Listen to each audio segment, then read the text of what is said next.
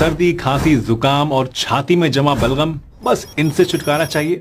आज मैं आपको एक जबरदस्त घर का नुस्खा बताने वाला हूं जो कि झट से असर करेगा। इसके लिए आपको चाहिए 1 कप पानी, 1 चम्मच अजवाइन, 1 चुटकी काली मिर्च पाउडर, 1 चम्मच अदरक कद्दूकस किया हुआ और 1 चम्मच शहद।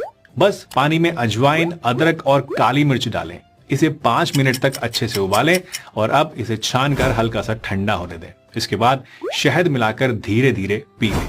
ये नुस्खा सिर्फ बलगम को साफ नहीं करेगा बल्कि सर्दी और खांसी से भी तुरंत राहत देगा।